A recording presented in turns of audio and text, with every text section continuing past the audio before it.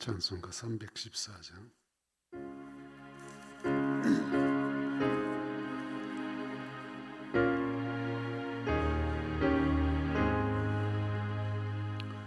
내 구주 예수를 더욱 사랑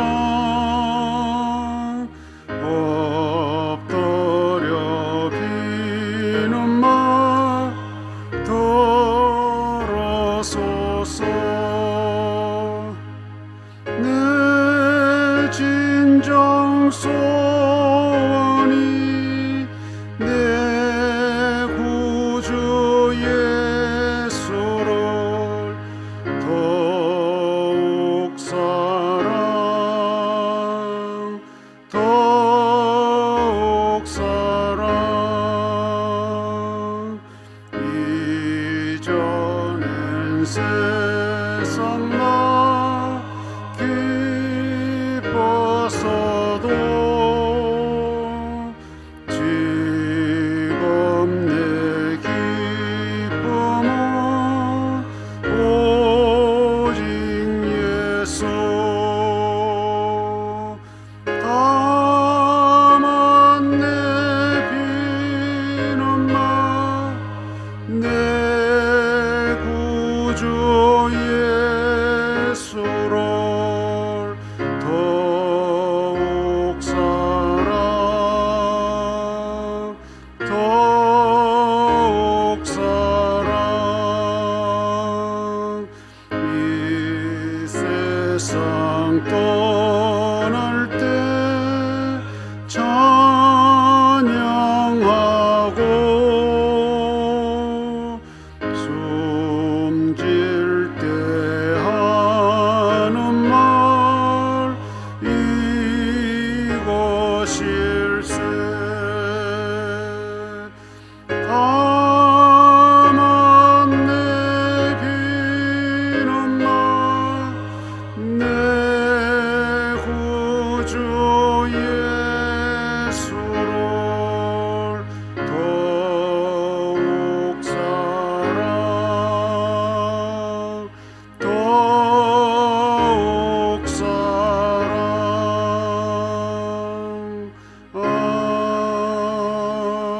아멘. 남인조 권사님 기도인다 하겠습니다. 사랑의 주님, 오늘도 주의 날을 허락하시고 예배의 자리로 인도해 주시니 감사합니다. 주님, 세상 살아가면서 내 뜻대로 되지 않을 때마다 우리는 쉽게 낙심하고 걱정하며 불평했던 자신을 돌아봅니다. 주여, 우리의 약함 아시오니 도와주시옵소서. 주는 나의 힘이요 반석이시며 내 모든 문제를 해결해 주시는 위대한 분임을 믿고 의지하게 하시옵소서. 주를 통해 큰 위로를 받고 마음의 평안함을 얻게 하시옵소서. 겟세마네 동산에서 땀이 피로 변하도록 기도하셨던 주님, 우리 강변 식구들 주님 사랑하여 주시옵소서. 각자 형편과 처지를 주님 아시오니 함께하여 주시고 필요에 따라 주님 도와주시옵소서. 그리하여 더욱 모이기를 힘쓰는 강변 사람들이 되게 하여 주시옵소서. 사랑의 주님, 말씀을 전하실 목사님께 영육간의 강건함을 허락하여 주시고 오늘 주신 이 말씀을 우리 마음속에 새기고 살아갈 때 우리의 생각이, 우리의 말이, 우리의 행동이 변화되는 놀라운 축복을 경험하게 하시옵소서. 이 모든 말씀 예수님의 이름으로 기도드렸습니다. 아멘.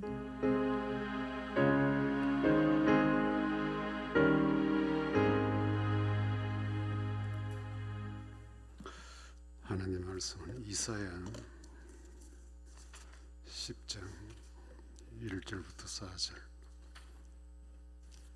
제가 읽겠습니다. 불의한 법령을 만들며 불의한 말을 기록하며 가난한 자를 불공평하게 판결하여 가난한 내 백성의 권리를 박탈하며 과부에게 토색하고 고아의 것을 약탈하는 자는 화 있을 진자. 벌하시는 날과 멀리서 오는 환난 때에 너희가 어떻게 하려느냐. 누구에게로 도망하여 도움을 구하겠으며 너희의 영화를 어느 곳에 두려느냐. 포로된 자 아래에 굽부리며 죽임을 당한 자 아래에 엎드려질 따름이니라. 그럴지라도 여호와의 진노가 돌아서지 아니하며 그의 손이 여전히 펴져 있으리라. 아멘. 지난 시간 이어서 약자에 대한 이야기를 좀 더 해볼까 합니다. 지난 시간에 과부 이야기하고 그다음 고아 이야기를 하다가 마무리를 했는데 오늘은 이 고아에 대한 이야기 좀 성경적으로 그리고 우리가 당면하고 있는 세상적인 그런 차원의 이야기들. 이 성경의 이사야 선지자는 이 약자를 이용하는 사람들은 이 고아의 것을 약탈한다. 고아의 것을 약탈한다 그래서 이제 과부는 토색을 하고 고아는 약탈하고 이거는 뭐 좀 우리식으로 이야기하면 벼룩의 간을 빼먹는 것 같은 이야기 이치다 하는 거예요. 과부들이 가진 게 있으면 얼마나 있어서 그걸 토색한다. 뭐 좀 쉬운 말로는 강제로 빼앗는 거죠. 지난 시간에 말씀드린 대로 과부라고 하는 이 존재는 이게 남편이라고 하는 버팀목이 없기 때문에 어떤 문제를 만나면 스스로 해결해야 되는데 요즘 시대는 여성들의 권익이 많이 성장했기 때문에 충분히 감당할 수 있는 그런 사회적인 현상, 제도도 많고 또 어떤 경우는 여성들이 오히려 남성들보다 더 어려움을 헤치고 나가는 힘을 더 지혜롭게 발휘할 수 있는 그런 부분 많이 있어요. 그러나 이제 이 성경 기록된 이 시절에는 대사회적으로 과부는 보호를 받아야 되는, 도움을 받아야 되는 그런 대상에 불과했다. 그런데 이런 과부들이 조금 가지고 있는 것을 빼앗아 가버리고 돌려주지 않는 이런 상황들, 또는 이제 그 삭개오도 그 토색한 걸 4배나 갚겠다 했는데 좀 우리 사회적으로 보면 대출을 해주고 고금리로 이자를 받아 챙기는 거예요. 그러니까 원금보다 시간이 조금 지나면 이자가 더 많이 불어나는 이런 상황에 있는 이걸 이제 성경적으로 토색을 하고 남의 것을 가져왔다고 이야기를 해요. 그리고 이런 것들이 있으면 이제 그 당시에는 4배 이렇게 갚아줘야 되는 법적인 어떤 게 있었던 것 같아요. 이 과부가 형편이 어려워서 돈을 좀 빌렸는데 그 돈을 갚지 않는다고 해서 감당할 수 없는 그런 이자를 물리라. 이제 이런 것들이 약자들이 이용하는 거잖아요. 약자를 이용하는 거죠. 우리도 가끔씩 뉴스도 보지만 듣고 하지만은 고금리 사채업자들이 있잖아요. 단돈 100만 원이 필요해서 급한 사람 100만 원 빌려주고 뛸 때 빌려줄 때 몇십 프로 띄고 주고 그다음에 이자는 기하급수적으로 늘어가게 되고 그러다 보니까 영화나 드라마 주제 중에 하나가 이제 신장을 빼가고 신장을 뺏기고 이런 상황도 일어나고 하는데 이제 가진 사람들은 이렇게 활용하기가 쉬운 거예요. 가졌기 때문에. 그런 없는 사람들은 그런 상황을 안 만들고 싶어도 어쩔 수 없는 상황이에요. 그래서 급한 사람들, 더 어렵고 힘들어서 궁지에 몰린 사람들을 이용하는 거잖아요. 이것 중에 하나가 이제 또 이 고아라는 것도 마찬가지 약탈했다.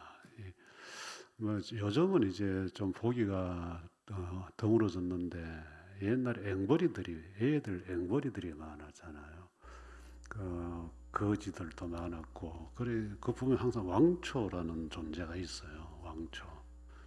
이 뭐 참 힘들게 애들이 나가서 조금 이렇게 구걸해서 얻어오는 것을 한 사람이 가로채고 그런 것들을 보면 피라미드 형식으로 계속 올라가다 보면 그 상위 계층에는 아주 부자가 있는 거예요. 권력이 있는 거예요.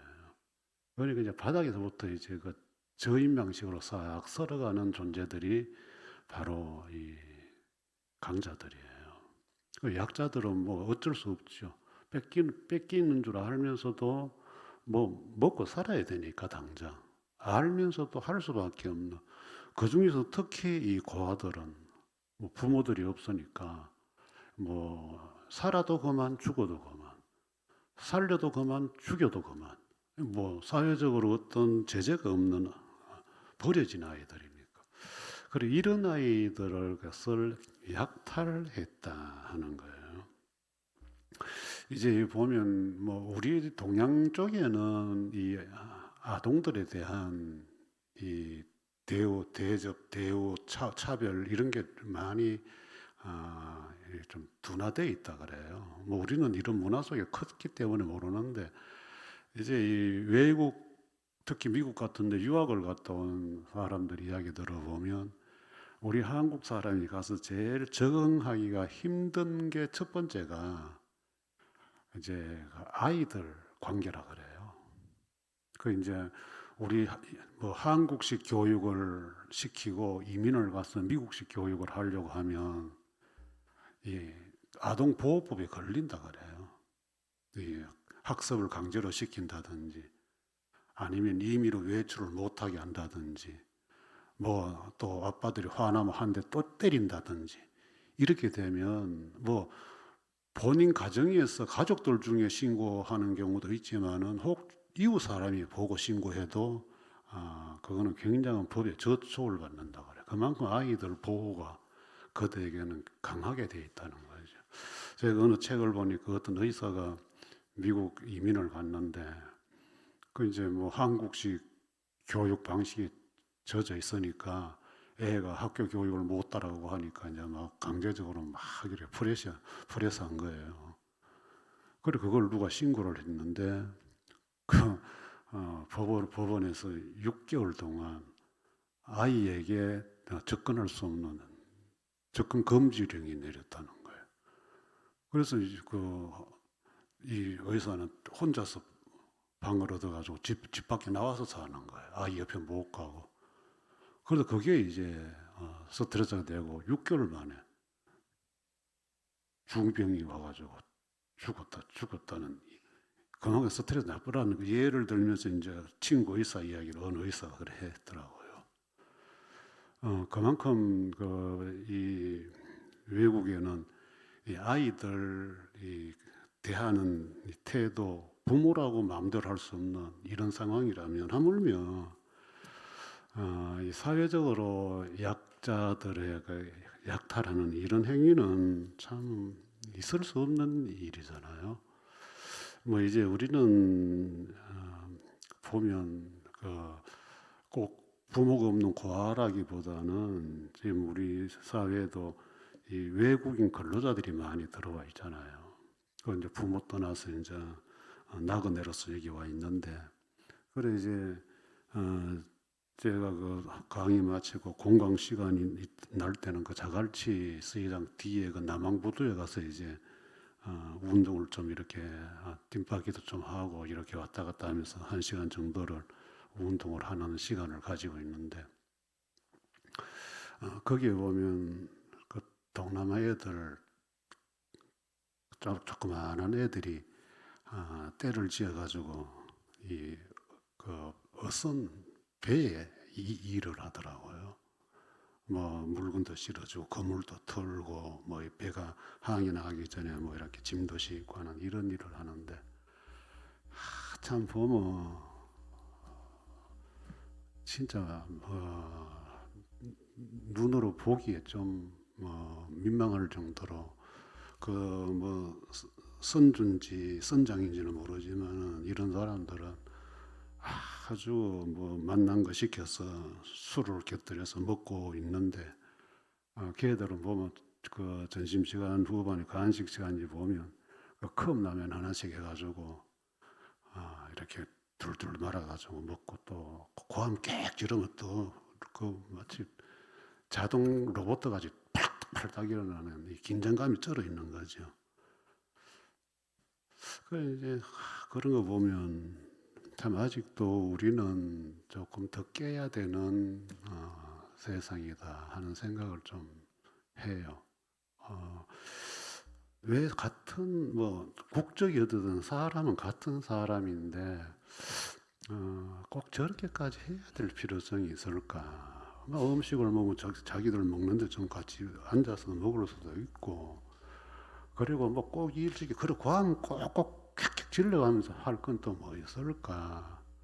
물론 뭐 또 업주 차원에서는 또 나름 사정이 있겠죠. 뭐 그것까지 이제 이해는 못한 단지 이제 드러나는 이 눈으로 볼 때에 그 어린 것들 나이 많아봐야 한 18, 19 정도 이런 것들이 대여섯 여러 와가지고 일을 하더라고요. 군데 보면 그 옷도 깨끗이 참 보기만 해도 그 뭐 모욕 데려가서 모욕하면 시키면 돈 얼마 되겠나 싶을 정도로 뭐 생각이 좀 이래 복잡하게 만드는 그런 풍경들이 늘 있어요. 거기 가 보면 있는데 뭐 이런 것들도 보면 어떻게 보면 최저임금을 주고 최대 어떤 노동력을 약탈하는 거 아니냐.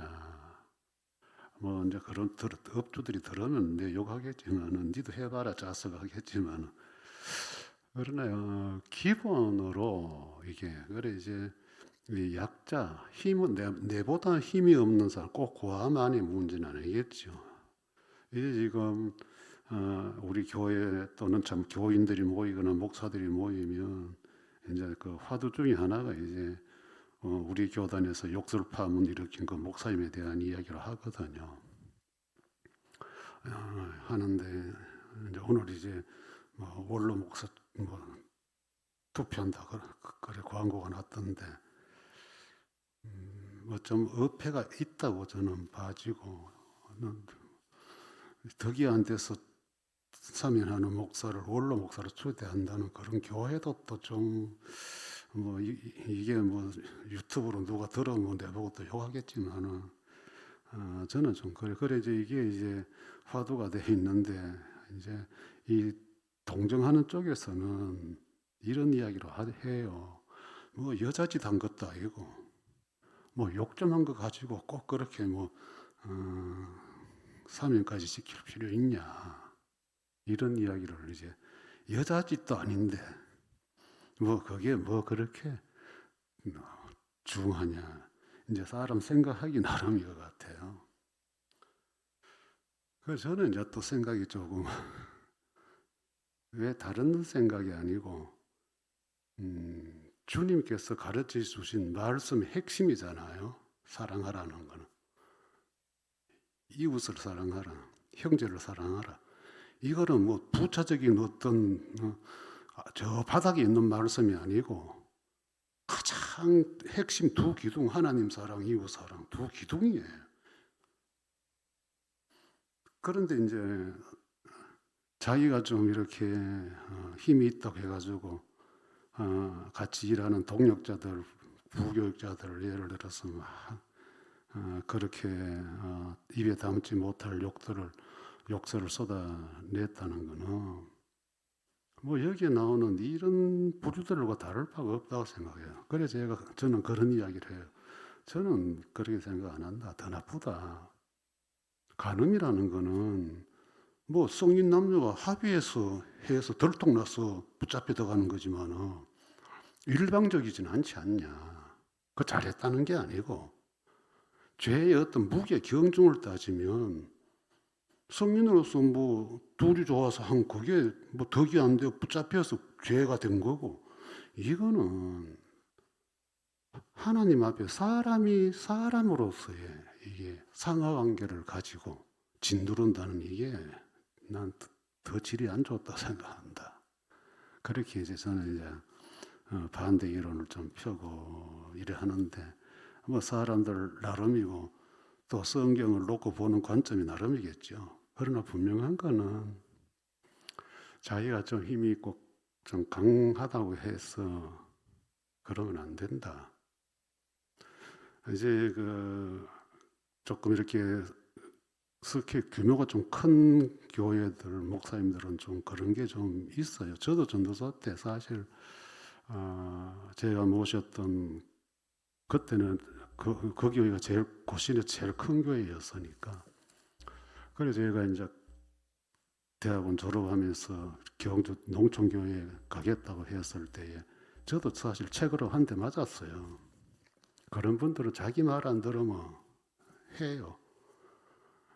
왜 내 허락 안 받고 네 마음대로 결정했냐? 취소해. 나는 약속했기 때문에 가겠습니다.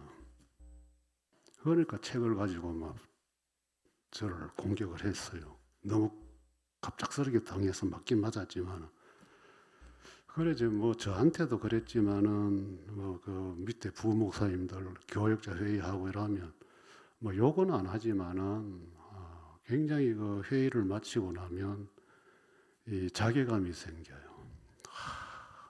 이걸 해야 되나 할 정도의 어떤 때로는 특히 뭐 저는 전도사였으니까 그래 밑에니까 덜해. 부목사님들은 여기도 투진교회도 보니까 교인 하나가 옮겨가는 거기에 완전히 열받잖아요.